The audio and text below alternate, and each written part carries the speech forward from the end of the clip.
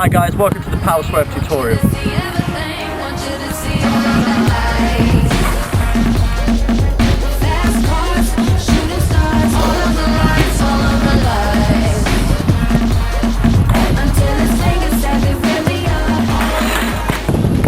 Okay guys, this is my trademark free kick. This is my favourite way of taking a shot.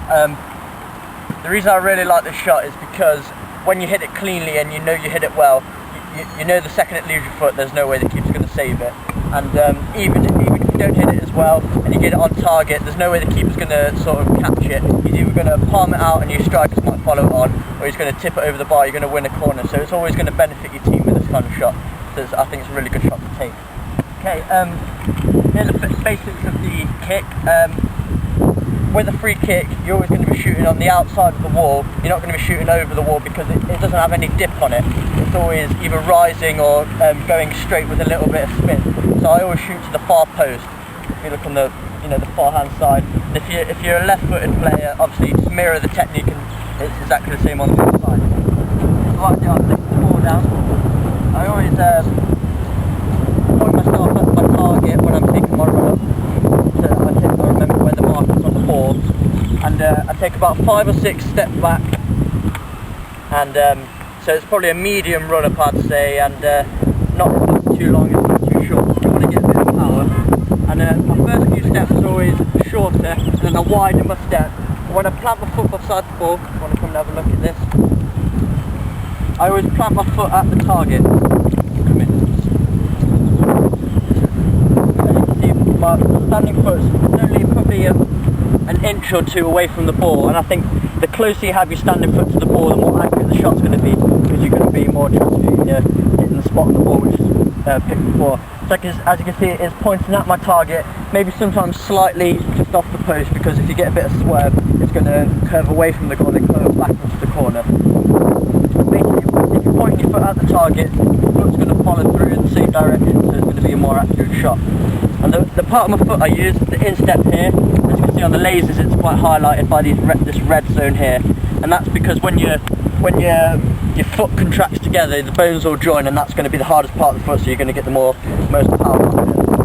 And important thing to remember is when you're drawing your leg back to strike the ball, make sure you draw your leg back as far as it can go, and so that when you swing through the ball, you're getting a maximum range of movement, because the further your leg swings, the more momentum is going to build up, and you're going to get more power through the ball. As I was saying, you hit the middle of the ball, maybe slightly off it, because the middle of the ball is going to get the most power, because that's where the most pressure builds up. And yeah, make sure you follow through, both feet leave the ground, so that there's more momentum as well. So you've just got to be confident. Also make sure you're leaning over the ball, you're not leaning back, so your chest is into the ball as you strike, so that you're leaning, because if you lean back it's just going to go sky high. And what you'll see with this sort of technique, it'll stay low for a second, and then sometimes it'll just rise up into the corner. So yeah, that's pretty much the basics. I'll just explain a bit more of the biomechanics now in detail.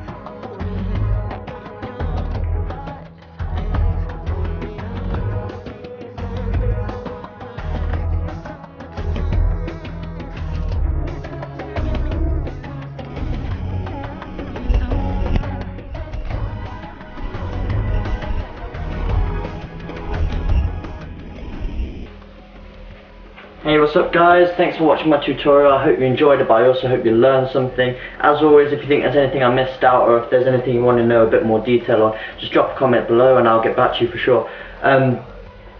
Also guys, I want you to check out my Facebook fan page. I want you to join that. And also I want you to follow me on Twitter as well. I'll post the links below in the description so you can get to them, but because there's a lot of stuff on there that, you know, there's a lot of extra information about me. There's details on my private life and things like that, and there's also on my Facebook I'm involved with competitions and things a lot. I'm involved with one at the minute which is hopefully going to get me the chance to play at the Emirates Stadium where Arsenal plays, so if you want to know more about that, go check it out. And yeah, also guys, I just want to talk to you about the tutorial. Even though you know, you've got all the technique information, you know, it's not going to happen overnight. I need you to get to the training ground and practice hard on it. It's not going to happen straight away. It's going to take a lot of repetition and practice and things. So yeah, I'm sure you guys know that already, but also with this technique, it's a very explosive activity, so I want you to make sure you're warming up properly before, so you're not getting muscle strains.